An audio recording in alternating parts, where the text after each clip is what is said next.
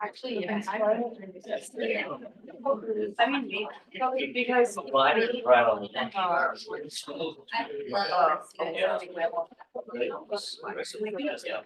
Okay, if you want it, where's like very just since I started right now. I'm very good outside, like all the other messages sound. Yeah, like.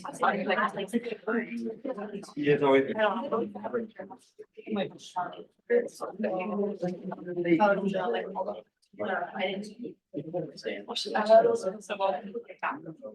Yeah. Which one? OCF. Like there. I went to the green stuff. Actually, and oh my god, I put out. Right.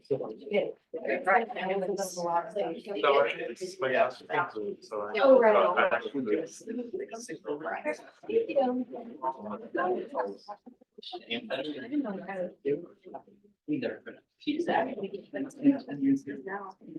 but I thought she had the one case of.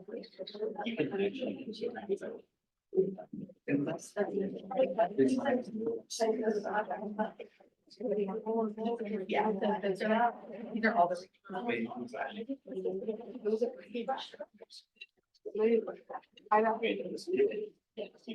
Do you want to do the?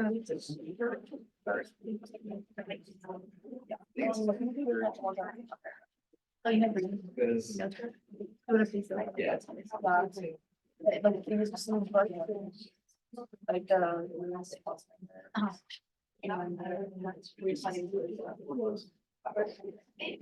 maybe.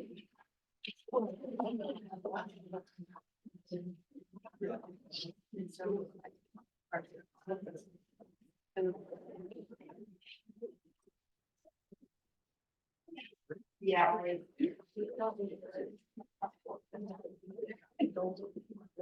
I should.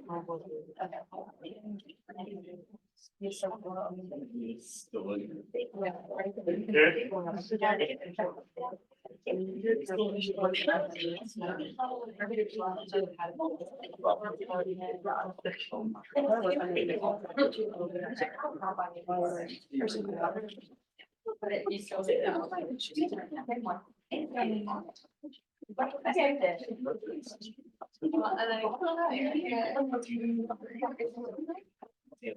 Well, that was.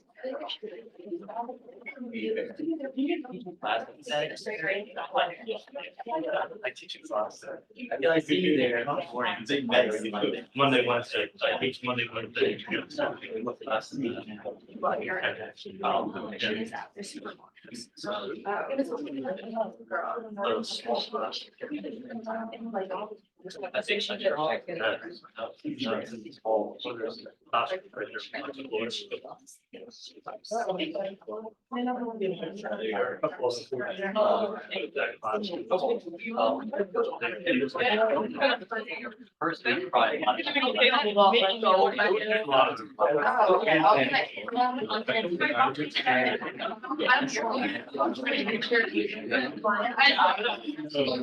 yeah, it's partly my.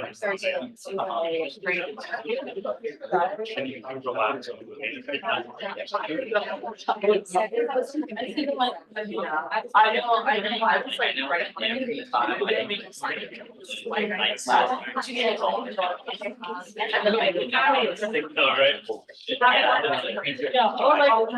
I know. We was like, yeah.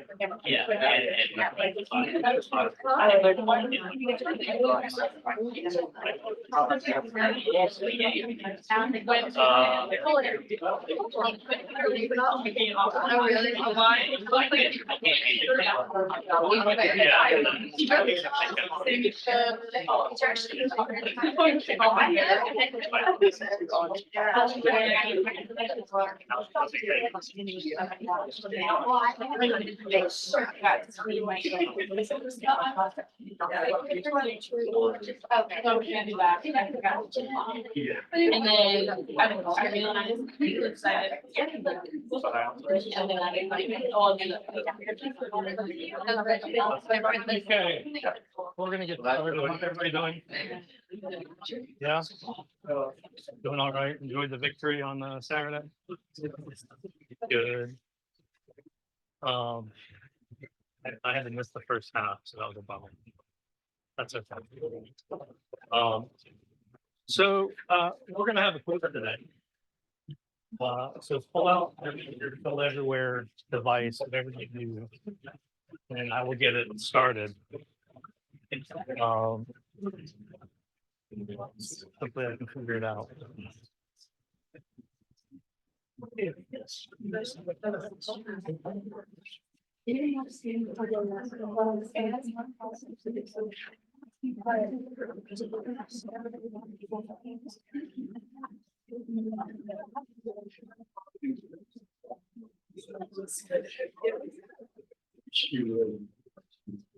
All right. There's this frustrating thing that pull everywhere does where it won't show the actual question on here, but it should show up on your device. Does it? Yes. Yeah, what you guys. Gosh, you need to get out of here.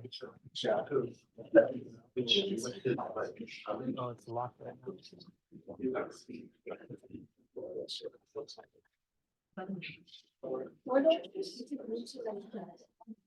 Okay, so it's S. Yes, SL.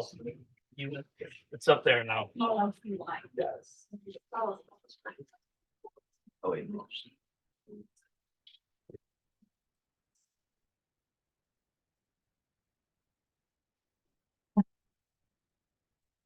So this first question, can you see the actual question on your device?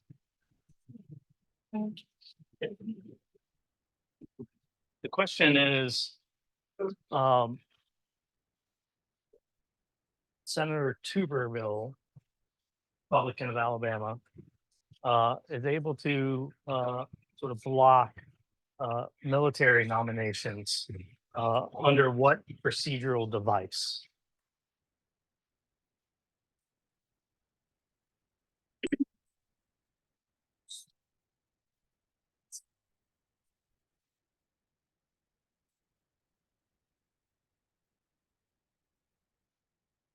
I'm going to stop using pull everywhere because it drives me crazy.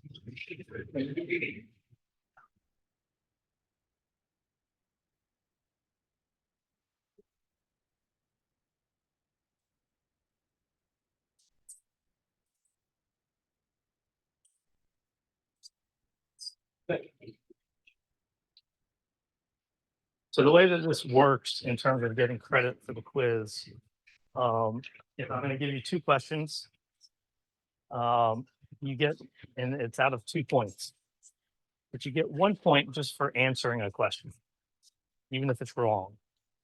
So if you get 1 out of 2 correct, then you get 100%. Okay. We've got 79.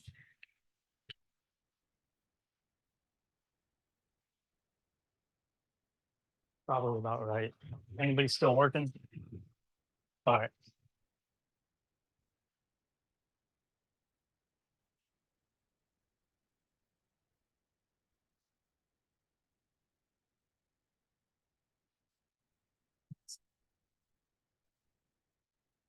It takes time to.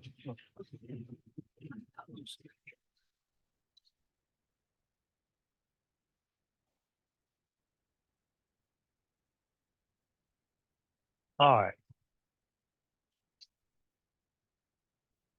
Are people changing their minds or what's going on with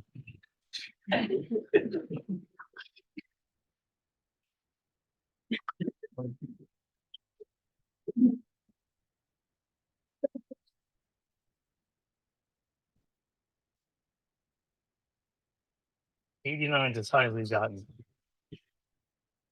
Get back to '89. Move on.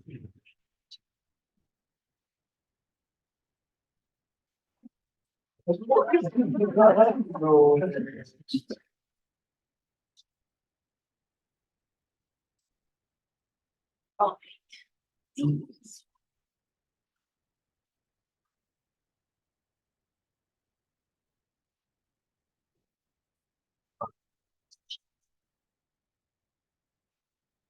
got 5 seconds.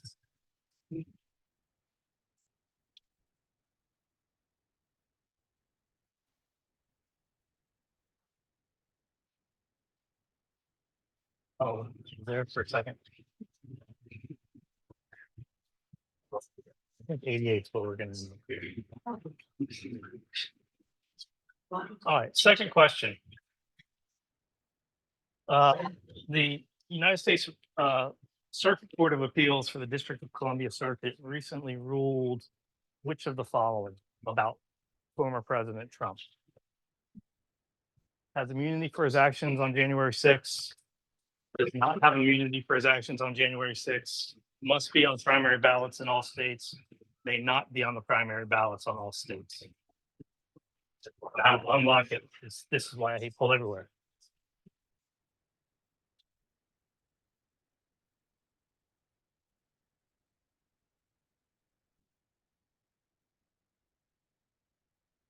What do y'all use in other classes to do things like this?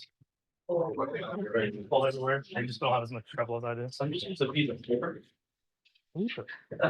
Wow. It's so ancient. Yeah.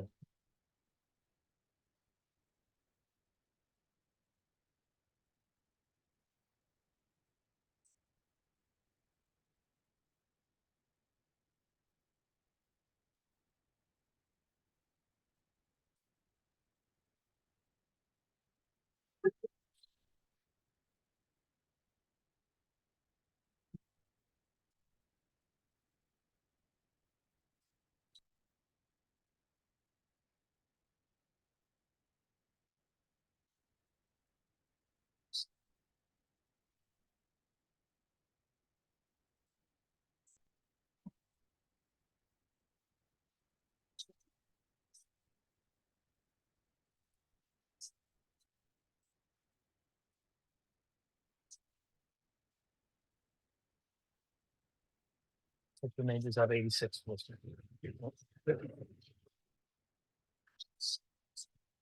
All right. Is anybody in the room still working on this? Okay.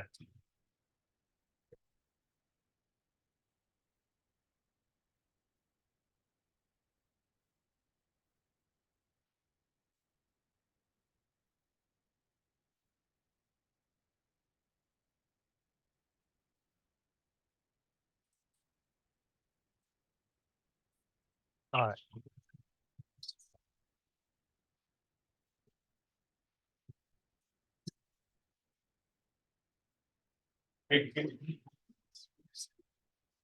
All right. So what were the answers?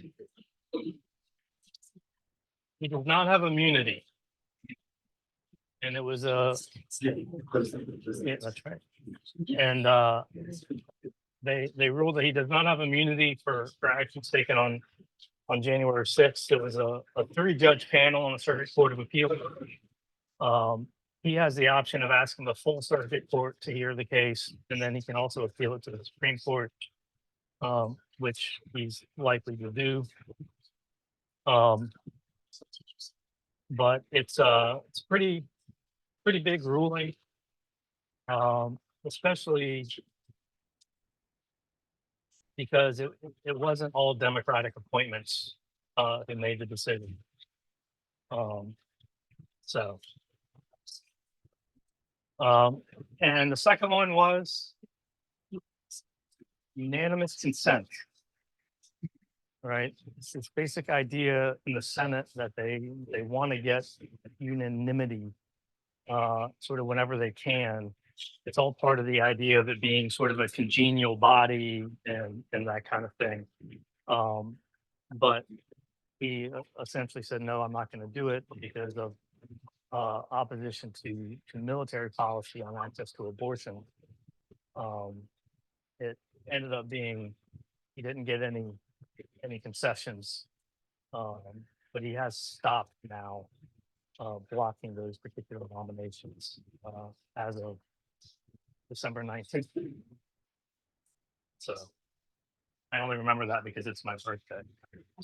Not that y'all should remember that. Okay. Anybody have any announcements?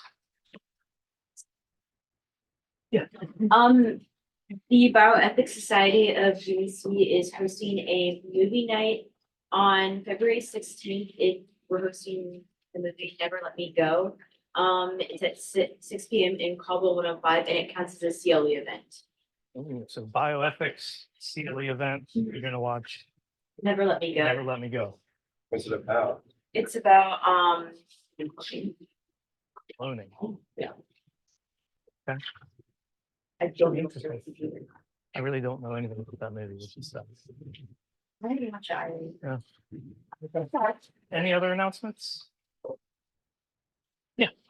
Next Wednesday, Valentine's Day, from 10 a.m. to noon. Cause for a Cause is having Triangle Legal Rescue come to the pit, so there will be eagles, hopefully puppies. and Oh, donuts. so lots of puppies in the pit on Valentine's Day. That's awesome. All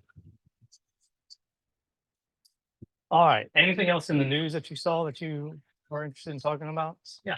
I saw Donald Trump allies pledge to have a holy war against Taylor Swift if she endorses Joe Biden. And that they think the NFL might be rigging games for Travis Kelce to make her happy. Yeah. I've heard some variants of that. I hadn't heard about a holy war. Yeah, I had an interesting thing. Are they basically then elevating Taylor Swift to deity status? I mean, that seems like a good deal for her. I don't know. Yeah. Oh, Trisha Paytas is gonna have the new kid and King Charles is diagnosed. Okay.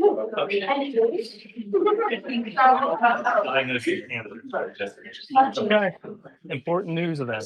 No, but the last Joe Biden won the South Carolina primary with 96% of the vote.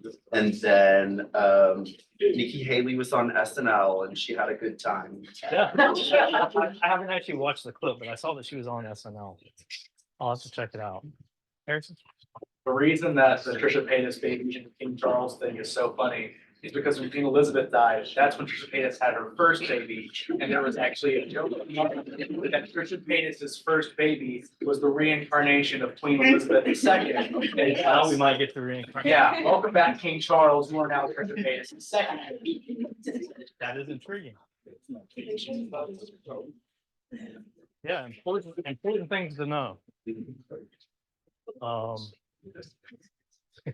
Yeah. Okay. They're in the Scottish Highlands, like two small towns. That's an interesting start. Yeah, there are alerts put out for an escaped animal. I can't remember what it is, but it's like, I know it's from Japan. An escaped Japanese animal. Yeah, so it's not supposed to be there, and Oh. it's like they put out a warning for. Okay. It's monkey. I can't remember what it is. I think it's a Japanese macaque. Yes, yeah. Well, It looks like. I wonder what they're gonna do with it. I don't know. Anything in the Scottish Highlands is interesting to me, just by very nature. They grow trees and stuff. The bipartisan group in Congress came up with a final agreement and text of a bill to spend about $200 million or $200 billion on border security and rule changes, and give $60 billion to Ukraine and $14 billion to Israel in military funding. But it's pretty much dead on arrival in the House, according to the Speaker. Yeah. And as that reaction has come out, and Trump has been more and more vocal against this. The Senate Republicans are also starting to walk up against it. And there's been reports that Trump has been telling Republican leadership in Congress to kill the bill so that he can keep yelling about immigration for the campaign. Yeah, I mean, I think that's exactly right. He doesn't want any progress to be made on either issue, so that he can campaign against it. That's not an unusual like political move for somebody. It just he happens to have a much louder voice than most candidates for president, and has a lot more sort of power over the party than we're used to seeing. But yeah, it is really interesting. It was a bipartisan deal. It has pretty tough changes in terms of border and asylum seekers and some other things. Um, and it's tied with aid to Ukraine and Israel. But it does look like it's probably not gonna pass. Which is, it's a good example of how, politics and elections has an impact on policy. Because you take away the presidential election and that policy gets passed. So, yeah. There's a building on NC State campus that is under investigation right now because there's 40 confirmed cases of cancer. The people that spent a significant amount of time in that building. Like, so there's a cancer cluster on NC State. Yeah, That's crazy. there's like toxic chemicals, I guess, that were like reported in the building, and so then, yeah. All right, one more. Mine's more funny. Okay. Doesn't have anything to do with the US, but a pigeon was held for 8 months in suspicion for spying for the Chinese, for China. And Everything was held for 8 months on suspicions of spying. it was a spy in India, but it was released and it turned out it was a Taiwanese racing bird that had just lost its way. Interesting. Birds are under. They're all. Well, you learned a lot today. I guess you can just leave now. Okay. So what I want to do today is continue our talk about the executive branch and really just sort of focusing on administrative agencies or bureaucracies. Because it's an area that often gets overlooked in terms of policy importance. And people tend to have a little bit less of an understanding of how bureaucratic policymaking occurs. So I want to make sure that we cover that. So we're going to get through that today, and depending on how long it takes me, we might start in on Congress. Otherwise, I'm going to kind of mix Congress in the next one, the representation piece, and I'm going to sort of smash them together so that we don't get too far behind. There's a chance that there's one class in a couple of weeks that I may take that off and just substitute in more detailed stuff about Congress and representation. But we'll just sort of see how things go. Okay. So obviously last time we talked about the president, what the president can do, what the president can't do, types of politics, types of policy that you see. So we want to do the same thing with bureaucracies. And I think it's important to understand why we have bureaucracies, because all of us get frustrated, right, by them. Bureaucracy has this very, very negative connotation as a word. And it's important to understand why we have these things. Basically, it is the best way that we as a species has come up with to manage complex issues by providing specialization of service. So we're not going to get into Max Weber or any of that kind of stuff. But the basic idea is nobody's come up with a better way to organize a whole bunch of people who have a similar goal, right? Who are trying to do something, achieve some goal. And that's why we have bureaucracies. From a policy point of view, the expansion of the administrative state really came out of a focus on the importance of expertise in policymaking, and really started under Teddy Roosevelt, but then took off with Franklin Roosevelt and the New Deal. Then there was a little bit of lull, and then we got a big spike in the 60s, 70s. But it really was an effort to make good policy that's effective and is based on actual analysis and expertise. it's also a way for Congress to pass political responsibility. They can delegate to administrative agencies decisions and potentially important decisions. And we are, of course, operating under the assumption that the Chevron doctrine that we talked about before is in place. But they can essentially pass a vague bill and leave it up to the EPA to determine what navigable waters of the United States means.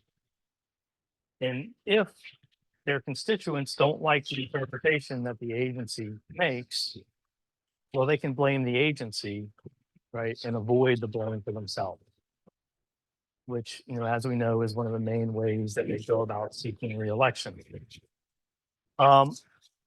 So it's got these like multiple purposes, and we have a lot of bureaucracies, somewhere around 2,000,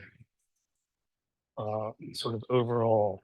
And if you want to check it out, Wikipedia actually maintains a list of federal agencies. It's kind of fun to scroll through them, because you really don't realize how many there are and how specialized a lot of them are until you check it out.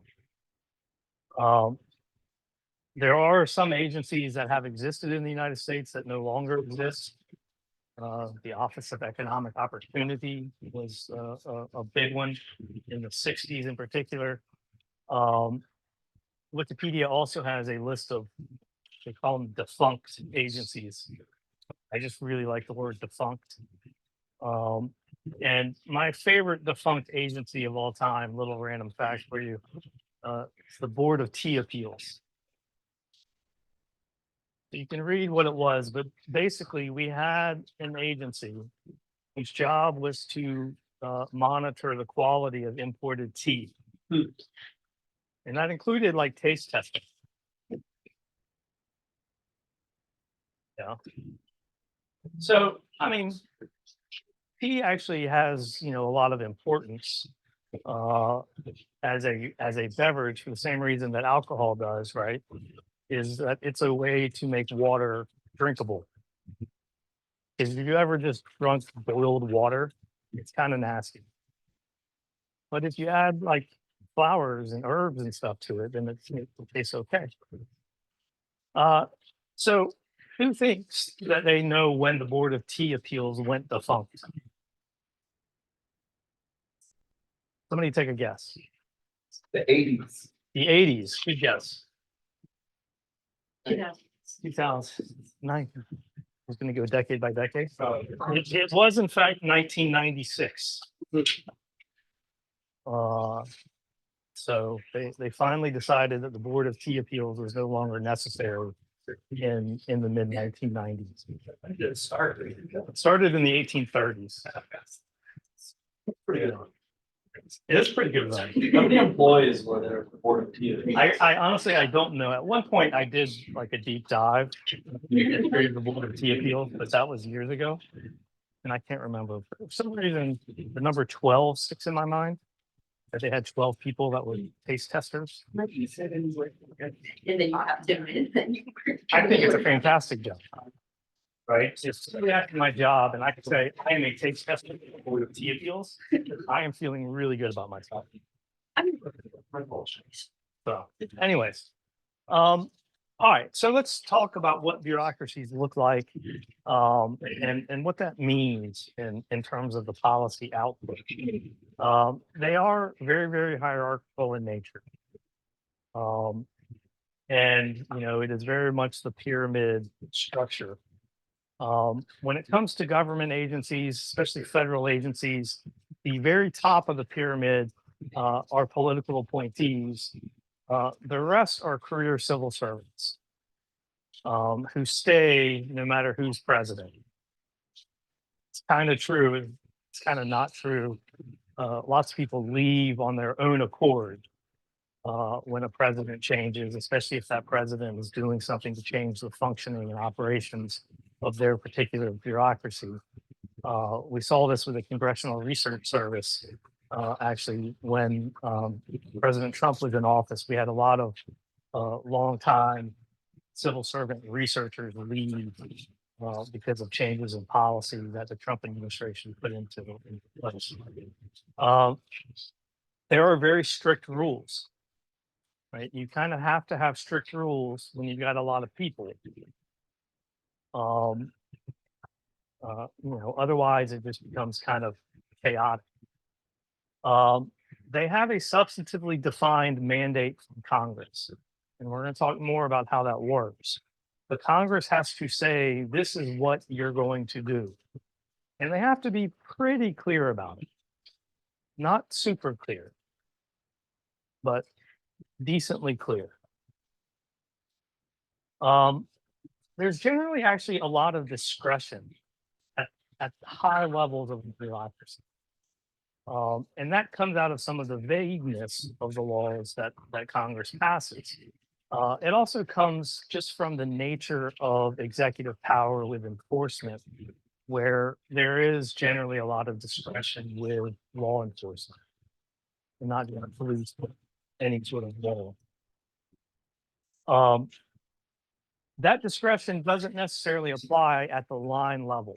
And so line level, I mean the people that you would actually interact with, right? Like you go to the DMV and you interact with people there. They don't really have a lot of discretion. They have more than they think that they do. My advice for all of you who get frustrated with bureaucracies like this, just keep asking for a supervisor, because eventually you're going to get to somebody who has the discretion, be like, you're totally right, this is stupid. I'll give you an example. When I was in law school, I worked for an immigration attorney, and he let me handle a couple of cases by myself. And I had a case of a Salvadoran family. There were like 7 of them. I don't know why I held up 5 fingers. But they were all applying under the special program called NACARA that would give them permanent residency, which then would allow them eventually to apply for citizenship. One of the requirements is that they all had to have good moral character. And part of that means not being convicted of certain crimes, especially anything that they consider a felony from an immigration point of view. Anyway, they were all eligible. It was all fine, except then it turned out that the 17-year-old son got busted drinking. Right? And this was in the Commonwealth of Virginia. And in their infinite wisdom, you could get a year in prison for underage drinking. And by definition, that constitutes a felony under immigration law. So they were going to approve this entire family, but deny the 17-year-old kid who came here when he was like 3. Like his Spanish wasn't all that great. He really didn't have any family back in El Salvador. It was just clearly an unjust situation, but strictly speaking, a correct application of the law. So I'm sitting there with the government attorney on this. I'm like, come on, like just use a little common sense here and ignore it. And he was like, no, I can't do that. And I'm like, all right, fine. Let me talk to your supervisor. And so I talked to the supervisor. She was like, no. And I was like, all right, fine. Let me talk to your supervisor. And finally, I got to somebody who literally walked in the room, heard the situation, looked at everybody else in the room and said, are you fucking kidding me? And I was like, yes. So the guy got to stay. But anyway, that's the way you deal with bureaucracies, because they do actually have some discretion at the higher levels. That's why you need to go up. Okay. There's 2 major things that agencies engage in. One is regulation, so actually making laws, making policies, and then directly delivering services. Especially public benefits, welfare, food stamps, WIC, that kind of thing. But they operate sort of very differently depending on what their primary purpose is. Okay, so how does this work? How do these agencies actually come into being and have the power that they have? Well, basically, Congress passes a law taking some of its power and delegating that power to the newly created administrative agency.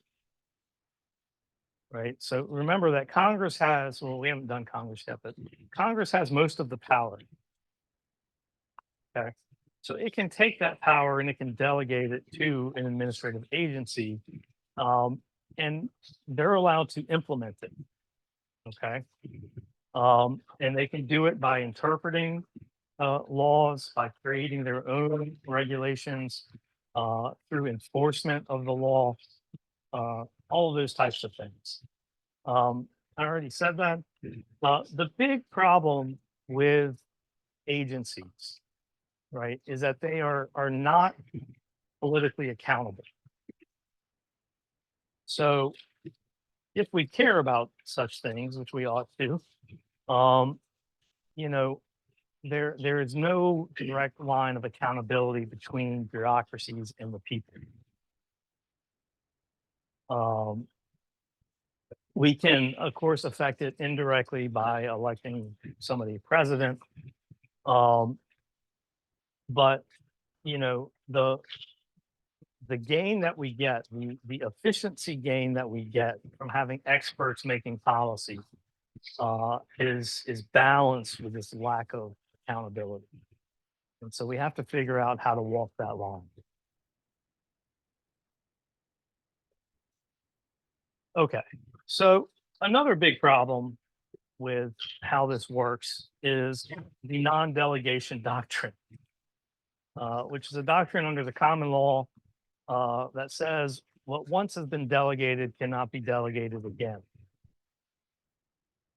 And just, a stupid example, right? But if I were to ask Shiva over here to go get me some coffee, and he's like, no, I'm not going to do that, but I do have power over Connor. So I'm going to make Connor go get the coffee. And then Connor doesn't go get me coffee. Who do I punish? Like, who's actually responsible for that? That's the whole idea behind non-delegation. And technically speaking, every single administrative agency that we have, their mere existence violates the non-delegation doctrine because we, the people, have given authority to Congress. And then they are redelegating that to the executive branch. And this is something that you actually see in some current Supreme Court oral arguments and even some decisions, is talking about the dangers of administrative agencies and the non-delegation doctrine. But up until now, the way we've gotten around this problem is really simple. We just ignore it. We pretend like it doesn't exist. And the basic thinking behind it is that the gains that we get from having administrative agencies outweigh any potential costs that we're getting in terms of lack of accountability. Yeah. Okay. So let's think about different types of bureaucratic policy, what they look like. There are written rules and regulations. You'll find these in the Federal Register. Most of these are formal in nature, meaning that they have to be published. They have to be published for a certain amount of time. They have to allow public comment on the regulations for a certain amount of time. It's usually 30 days. They then have to respond to those public comments when they issue a final rule. So they issue a draft rule, the public can comment on it. Like, you can literally do this, right? Like, if the EPA comes out with a new rule, you can like log in and put your own comments in there about that rule, and they're supposed to address your comments. Now, they don't address everybody's comments, right? They'll say things like, a lot of people said X, but we're going to do Y because they're wrong, or something along those lines. I actually used to do this a decent amount when I was practicing immigration law. It was whenever they would have new sort of regulations, I would go in and comment on them. And none of my comments apparently were persuasive, but that's all right. There are actually adjudicatory decisions, meaning like court-like decisions. In agencies that provide benefits, there is often it's called a non-Article 3 adjudicatory process. So immigration courts, for example, are part of this. And that's where somebody who is being threatened with deportation goes first. They go to an immigration court before an immigration judge. And then if they lose there, they appeal to the Board of Immigration Appeals, not T appeals, immigration appeals. And they can make a decision. And then if they want to appeal that decision, then sometimes they can take it into federal court. But there is generally a rule that in order to get into federal court, when you're contesting something like a deportation or a denial of public benefits, you have to exhaust administrative remedies, meaning you have to go through the entire administrative adjudicatory process. Okay. So oftentimes, right, these court decisions are the final word. Because lots of times people don't appeal them. It's just, it's too much of a pain, or they don't know what they're doing. They don't have access to an attorney, whatever reason.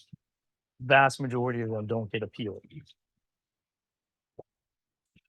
They can actually issue policy statements and guidelines.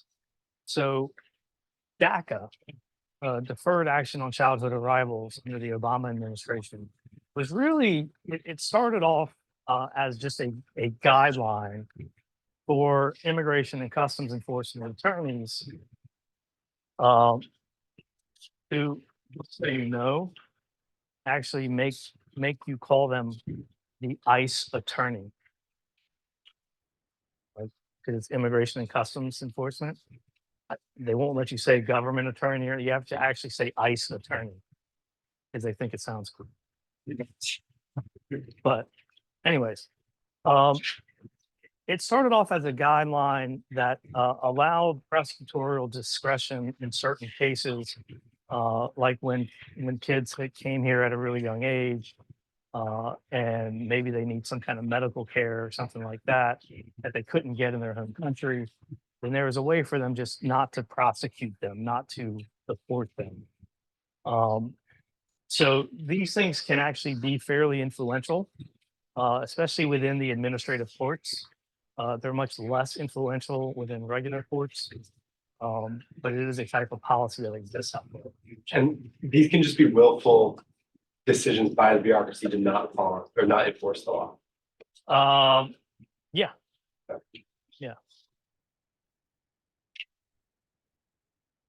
There's also informal dispute settlement, which is like what I did when I kept going up to supervisors.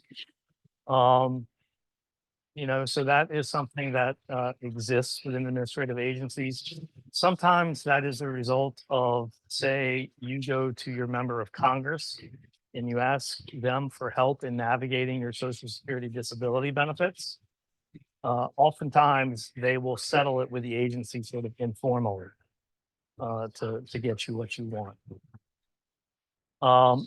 And then you get the actions by the line bureaucrats. And this, may not seem like it constitutes public policy, but because most people don't go any further up than the line bureaucrats, their actions have a policy effect, right? That is the policy as far as you're concerned, whatever it is that they're saying.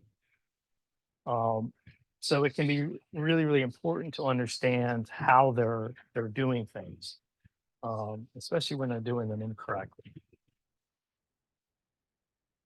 Okay, so what do these policies look like? You're probably going to be shocked to learn they're usually small incremental changes. Okay, that is just the default in the US system. With agencies, the reason for them being small incremental changes is because they are given a substantively limited amount of power from Congress. So they often can't make giant changes, like when the Biden administration tried to cancel all that student debt. They also tend to be very, very myopic. Meaning that they're only looking at that specific issue. Like when they're issuing, when they declare some new animal to be on the endangered species list, they're not looking at what the actual impacts of that are going to be. Because that's not within their domain. When you think about something like a border wall, yeah, one, border walls aren't all that effective at keeping people out. But they are very, very effective at disrupting migratory flows of animals and can completely disrupt ecosystems and things like that. But do those things get considered by Department of Homeland Security? No, because that's not their area of expertise, right? Unless you have somebody coming in and saying, hey, there's some other problems here that you're not thinking about. Then they literally just don't even consider them. Cost benefit analyses, I'll get you in just a second, are often required at the administrative level, especially if it is a major regulatory change. And how major is defined has to do with how much it's projected to cost. If it's projected to cost over a certain amount, then cost benefit analysis is required, which is great for policy analysts because it gives them something to do. Question. If they're doing things like CBAs, then why aren't they having like cross communication? So why is there no cross communication between the agencies when they're doing CBAs? I feel like we've undermined effectiveness and fairness. You are undermining effectiveness and fairness to a certain extent, but they don't really see it as their job. That's why it's outsourced. That's why everything gets outsourced to private companies. Maybe so. Yeah, sometimes they do. Like, if somebody's good at their job, right, then they're going to consult sort of outside sources and sort of see. But I used to dream of this administrative agency called the Department of Policy Harmony, where they had people who were like generalists who could be like, oh, you should go talk to these people because you're completely ignoring a whole set of costs and benefits. I think that would be pretty cool. But again, no one listens to me, especially not my kids. Okay. Any questions so far? Yeah. When you're talking about delegation and like the non-delegation, like you can't make delegation tasks. Would it then be unjust for like government to outsource work to a consulting firm? Like kind of the right policies. Right. Like that technically not allowed. I mean, so the question, if you couldn't hear in the back, is what about a government agency outsourcing something to like a private consulting for, like McKinsey or something like that? Would that violate the non-delegation doctrine? It doesn't, because whatever they're doing isn't decisive, right? They're not making the final decision. They're making recommendations to the agency. who are then basing them on these. But that's legal. Yeah. Okay. So want to talk a little bit about just the politics and how it works within administrative agencies and with their relationship with the outside world. There's two basic types of politics here, internal and external. External is based on this idea that most of the agencies are in fact serving some small segment of the population. This is potentially problematic because they may be prone to influencing the agency because of, you know, repeated contact and shared interests and that kind of thing. And, you know, we're going to talk a little bit about agency capture. But, you know, the basic idea is interest groups can kind of take over policymaking process in certain agencies with limited jurisdictional mandates. And then the internal politics is mostly fights between the political appointees and the career civil servant. So the people who are there for political reasons and the people who are there for expertise reasons. And, you know, shockingly, we don't necessarily appoint somebody to be, you know, the Secretary of Commerce based on their strength of record, you know. And so you end up in situations where somebody is there for purely political reasons and their decision-making process is going to be entirely political rather than policy. And then they get in conflict, they get in fights with the people who are the actual sort of professions. And you see this all the time. It has at times gotten really bad under certain administrations where political appointees have literally edited reports that were produced by civil servants, taking out under the George W. Bush administration. There were multiple times when things related to human-induced climate change were redacted from reports, which led a decent number of scientists to resign. And it's kind of a big deal. We saw it again under the Trump administration in certain areas, but that's always a sort of a big fight. And you can imagine, right? Like, say you're like a lifelong Republican, and you worked at this agency for like 20 years, and then you get a super left-wing Democrat who is your boss. Right, you can imagine the potential conflict there. You know. Yeah. Do you find that bureaucrats tend to be, I mean, I think bureaucrats do tend to be more liberal because they work for the government. And then does that then hinder just the efficiency of Republican administrations? Just so It's an excellent question. I don't know the answer to that, whether it actually hinders it in any way. My guess would be no, because so much of what is done by bureaucracies and agencies, it's really non-political. And so, you know, they may have to adjust how they do a cost benefit analysis based on who's in office.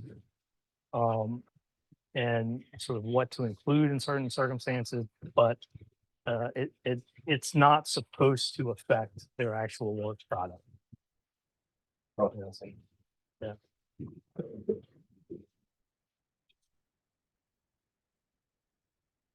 Okay. Take a little break. Anybody bring in random facts for today?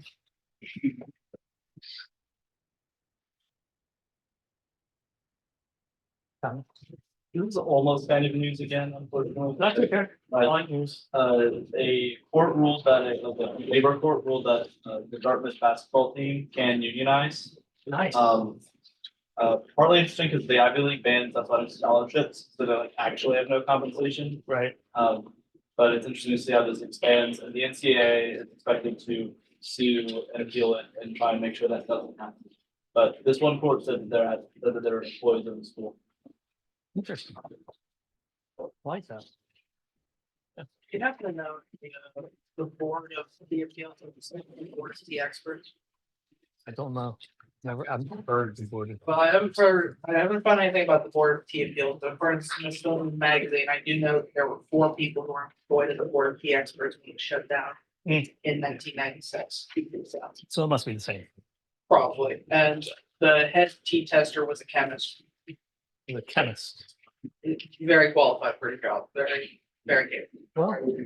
Well, part of the reason for having the board was actually looking for particular chemical pollutants in teas. So it makes a little bit of sense. Yeah. But anybody else got a random fact? Yeah. You're smiling. That's from My favorite conspiracy theory, Justin Trudeau is the son of Fidel Castro. My old roommate used to believe in it, and I would come in every day, and he would be like, "Steven, look at this picture. Look at them. Look at how similar they look." And I couldn't do that, like a little bit. No, not really, but hard just to tell to with entertain. the beard. Yeah. Castro with his beard. Here's you want to hear a random Fidel Castro fact? So for a long time, the CIA tried to assassinate him. Family. And some of the things that they did, they sent him a box of lace cigars. They sent him he liked to scuba dive, apparently. So they sent him a wetsuit that had some kind of acid on the inside of it. Anyway, eventually Congress was like, whoa, like we can't just be assassinating political leaders. So the CIA is like, okay, fine. We still need to get him out of power. Why does this guy have so much power? And the decision that they make was that it was the beard. That his beard was so awesome that people wanted to give him political power. So they sent him some more cigars, this time laced with some kind of chemical that would have made his beard fall out. Yeah. This is all fact. They have a board of cigars. No, there's no board of cigar appeals. Cities, 600 assassination trips. Wow. Yeah. Were these just like to Castro love the CIA, or did they have? I have no idea. I mean, like, they didn't provide that level of detail in the report that I read. I spent a lot of time in, the basement of Davis is a federal repository. So when I was doing my senior thesis, I spent a whole lot of time down there reading about it. My senior thesis was on CIA covert actions.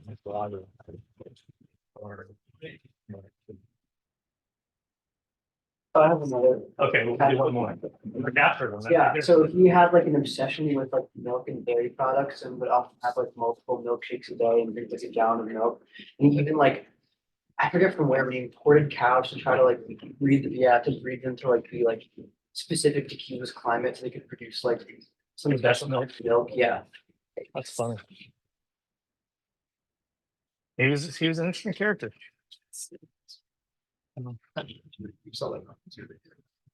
Okay. Well, now we can talk about power within administrative agencies and different types of power that it's important to break down. The first one really is knowledge. There is a lot of power in knowledge in expertise.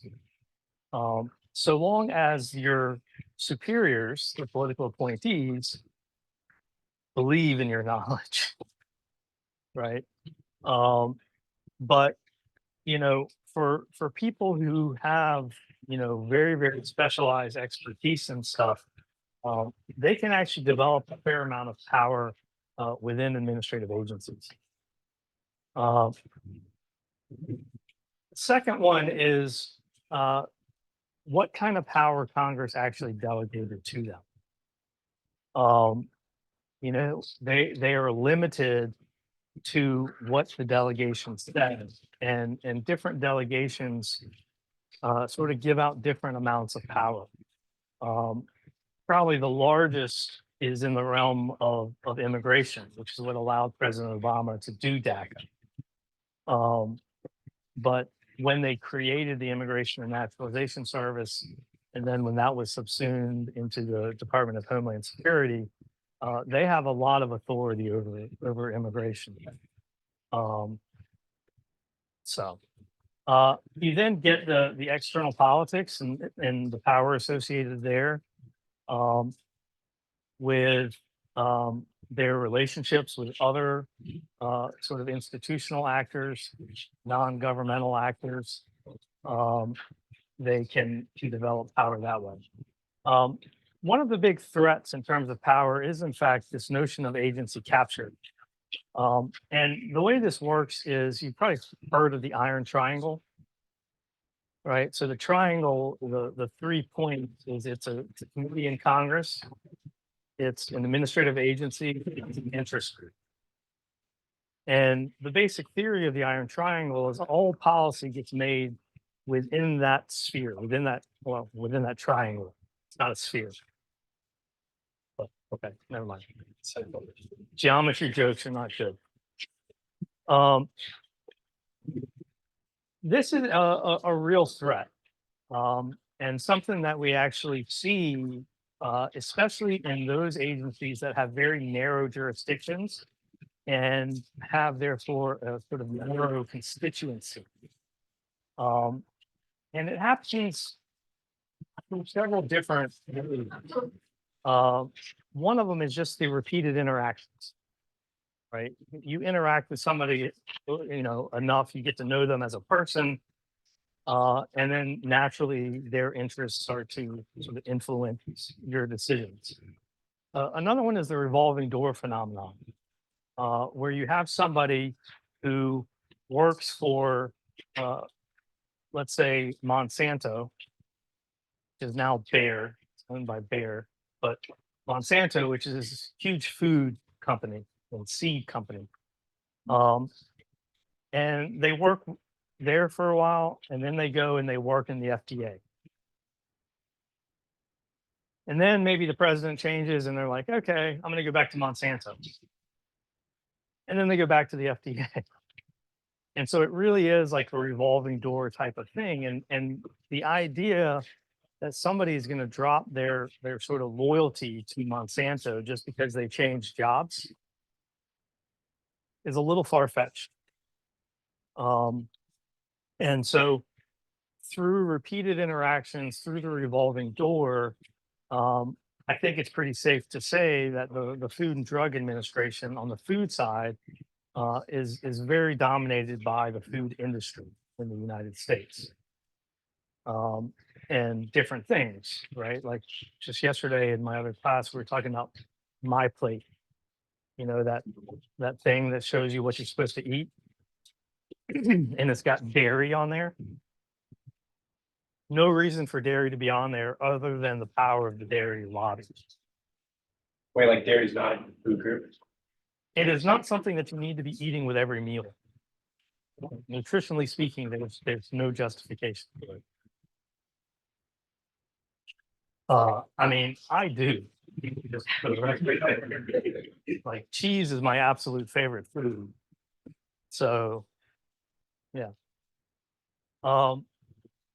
You don't see agency capture happen as much in those agencies that have much broader jurisdictions, where they have, you know, especially if there are interest groups on sort of both sides of any given issue.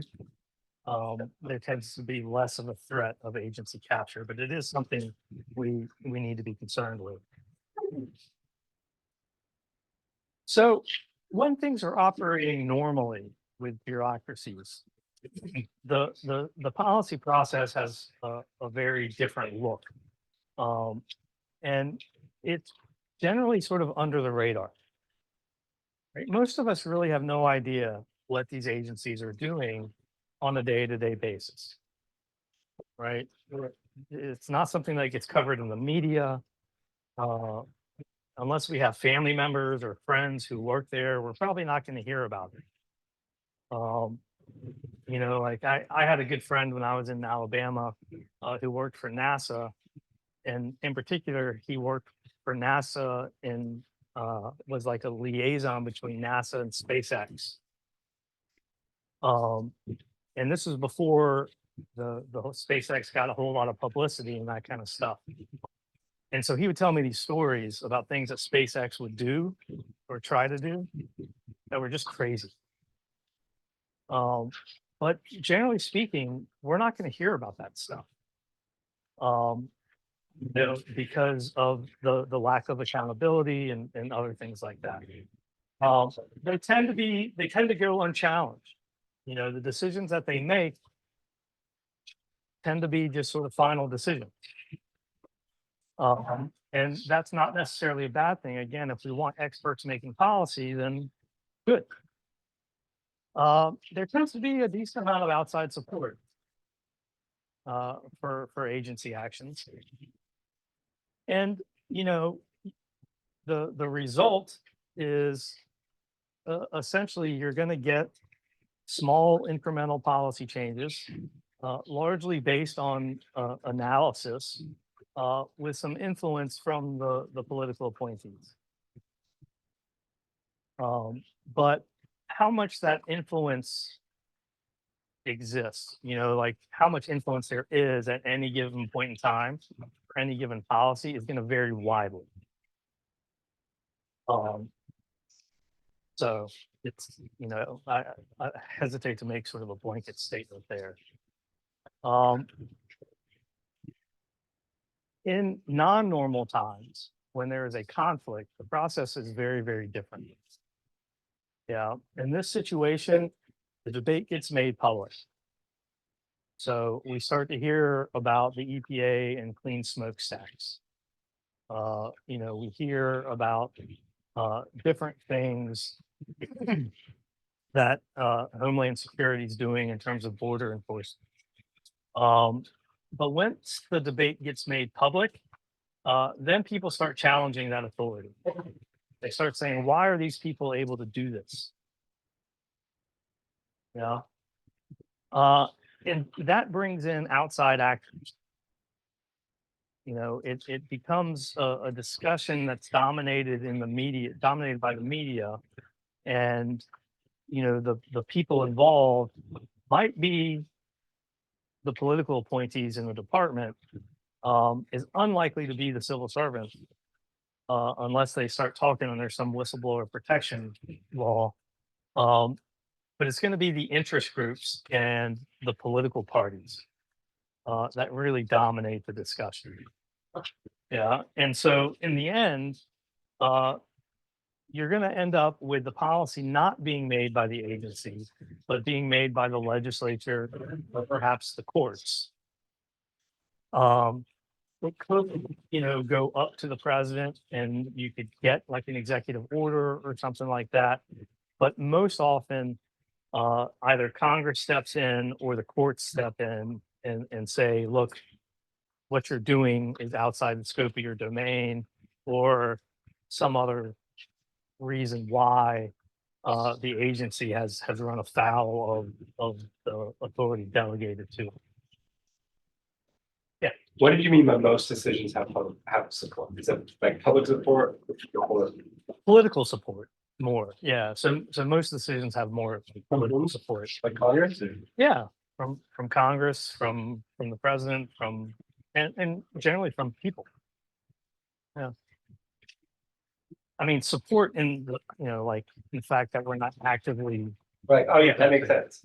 Yeah. Okay.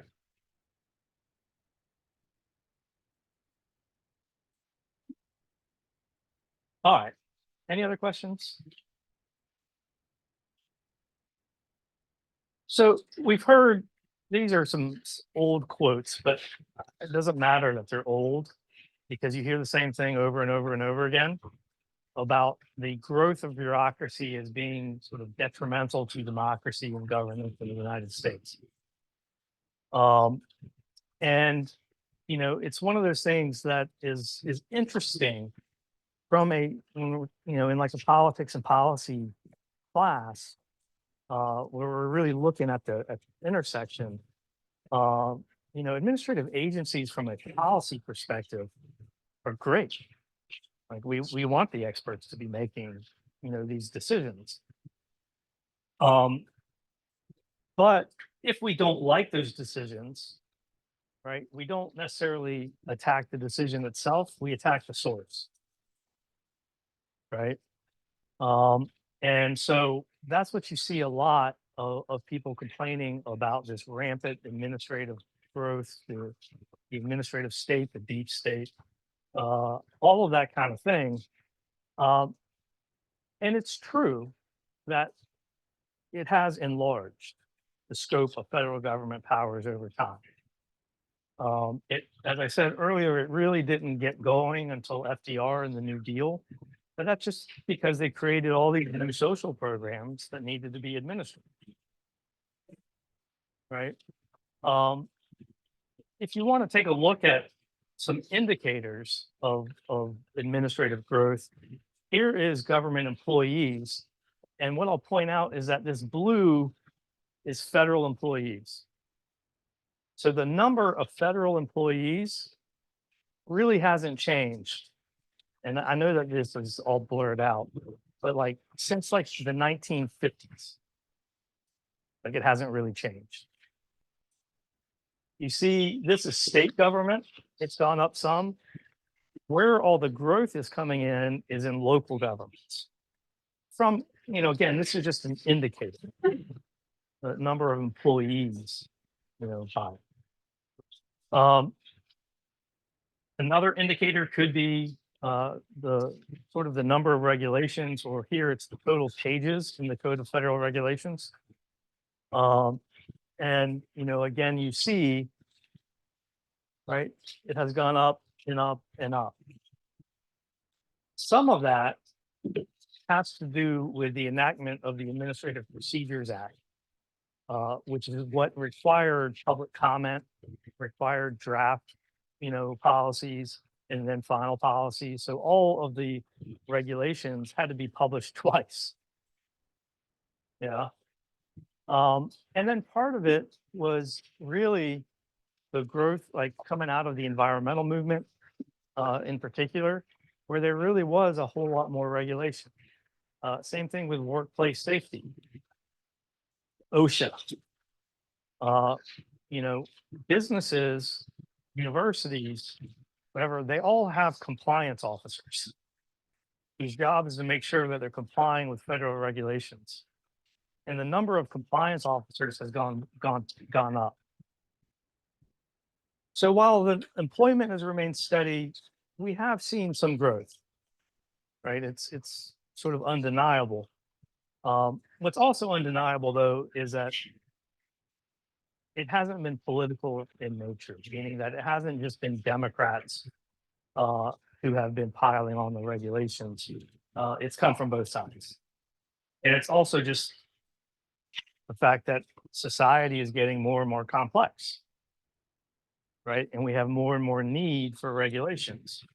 Think about, the hearings that they just had with Zuckerberg and them. What about regulations on AI? Should we not do it just because we're afraid the government's going to be too big? I don't know. And then if you look at the number of major final rules, it's been pretty steady. And what's interesting is, remember how I told you how I loved the last year of presidencies? Look at the 2000, 2008, 2016, 2020. Those are all presidents on their way out. And so they put in a lot of administrative rulemaking right before they left. But again, you see, it's both Democrats and Republicans. So, any questions?